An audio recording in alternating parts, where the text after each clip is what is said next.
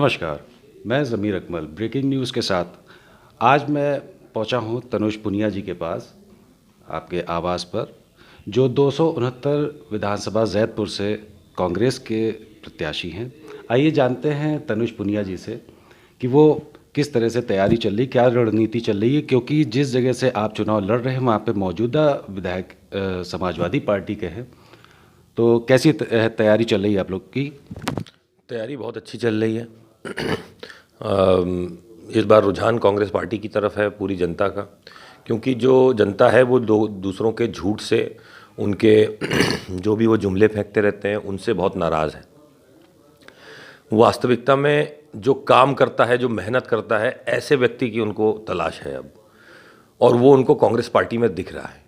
माननीय प्रियंका गांधी जी का संघर्ष दिख रहा है, हम लोगों का व्यक्तिगत संघर्ष दिख रहा है, पूरे परिवार का संघर्ष दिख रहा है। और ये संघर्ष को देखते हुए लोग चाह रही है कि इस बार योग्य शिक्षित प्रत्याशी को ही वो अपना विधायक बनाए। और जहाँ तक मौजूदा विधायक की बात है और बीजेपी की बात है, बीजेपी अभी सत्ता में है, उनकी नीतियाँ इस तरह से उन्होंने समाज को बिगाड़ने का काम किया है, समाज को तबाह करने का काम किया है, व्यवसाय व्यापार को तबाह करने का काम किया है, किसानों को तबाह करने का काम किया है। तो उससे लोग, जनता बहुत नाराज़ है। तो वो भारतीय जनता पार्टी को नहीं चाह रहे हैं, और मौजूदा विधायक ने भी कुछ खासा काम, विकास का काम नहीं कराया है जैदपुर विधानसभा में, तो उनसे भी नाराज़गी है जनता की। तो जब दोनों की तरफ नाराज़गी है तो वो ऑटोमेटिकली एक रुझान जो है वो कांग्रेस पार्टी की तरफ आ रहा है।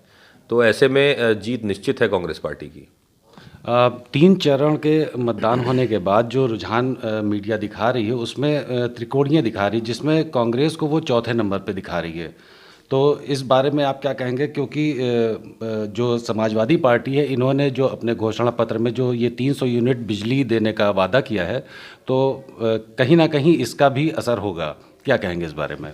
देखिए, कांग्रेस पार्टी का जो वोटर है वो बहुत साइलेंट है इस समय। विशेष रूप से जो महिलाएं हैं, जिन्होंने प्रियंका गांधी जी को अपना आदर्श मान लिया है, अपना नेता मान लिया है, क्योंकि उन्होंने संघर्ष किया है उनके लिए, और उनके लिए उन्होंने ऐसी बातें कही हैं जो किसी पार्टी ने कभी नहीं कही। उनको एक अलग वर्ग के रूप में देखा गया है, उनको सम्मान दिया गया है, उनको राजनीतिक भागीदारी दी गई है।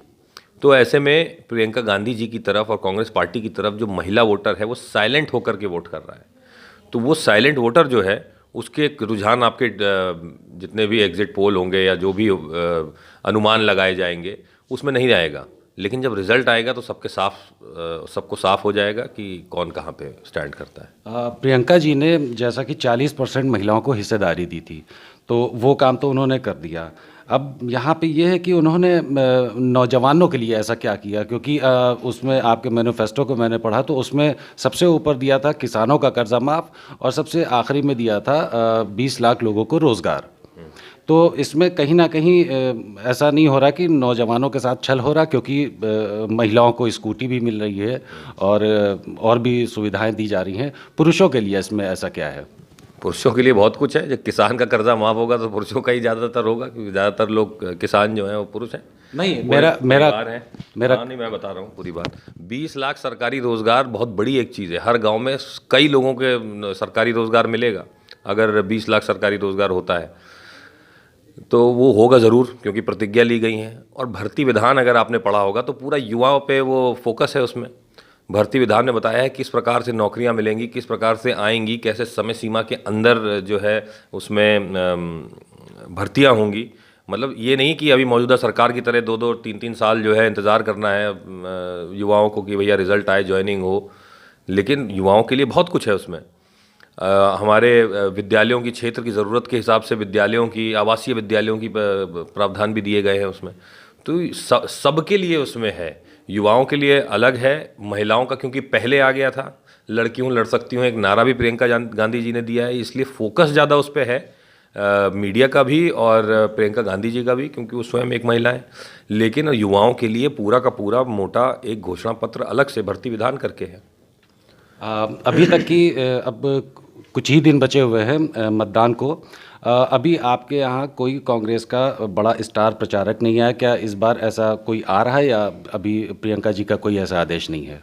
देखिए, प्रियंका गांधी जी भी आएंगी और भी स्टार प्रचारक आएंगे। आज भी छत्तीसगढ़ से एक राज्यसभा सांसद आई हुई हैं, वो अपनी मीटिंग करेंगी हर एक ब्लॉक में। और जहाँ तक मीटिंगों की बात है, हमारे यहाँ बांसा में नसीमुद्दीन सिद्दीकी जी कर चुके हैं आचार संहिता लगने से पहले।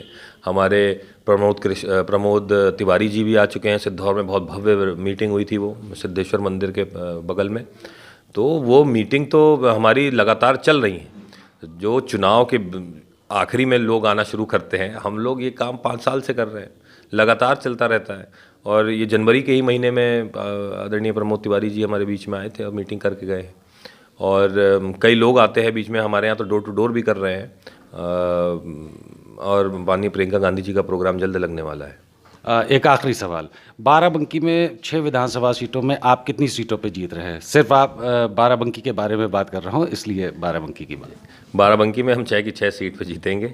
मजबूती से कैंडिडेट लड़ रहे हैं। वो साइलेंट वोटर वाली बात जो मैंने आपको कही थी, वो साइलेंट वोटर है आज कांग्रेस पार्टी के साथ। बस उस तक पहुँचने की देर है। जो प्रत्याशी मेहनत कर ले जाएगा, वो जब तक पहुंच जाएगा बात लेके माननीय प्रियंका गांधी जी की, कांग्रेस पार्टी की बात, तो वो सीट निकाल ले जाएगा। और हम, मुझे लगता है कि बाराबंकी ज़िले में लोग मेहनत कर रहे हैं। चलिए, बहुत बहुत शुक्रिया। हम बात कर रहे थे तनुज पुनिया जी से। ज़मीर अकमल, शोभी शेरवानी के साथ ब्रेकिंग न्यूज़। धन्यवाद।